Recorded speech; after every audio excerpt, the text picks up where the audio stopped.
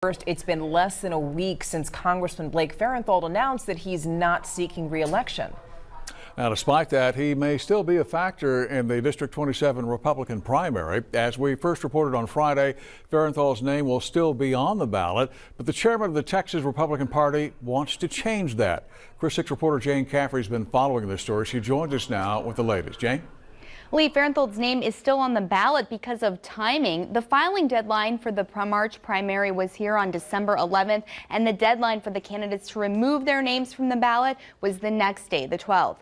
Farenthold announced he would not seek re-election on the 14th. Now the state's Republican Party chair has mounted a court challenge to the Texas election code, noting their party is not required to present their official lists of candidates until tomorrow.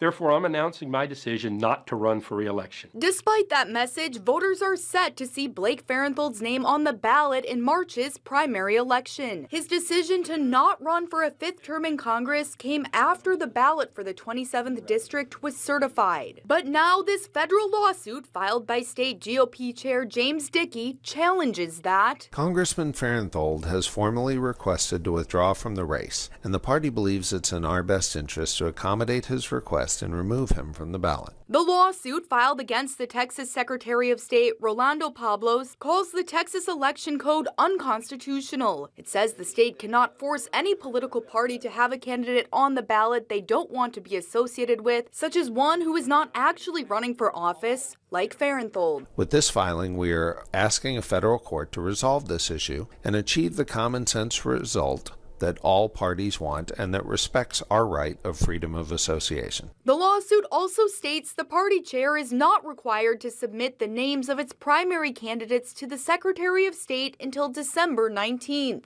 and no ballot preparation happens until after that date. The suit claims that makes it practical to remove Farenthold's name. Farenthold's chief of staff tells Chris 6 News the congressman is cooperating fully with the state party in their efforts to ensure his name is not on the ballot.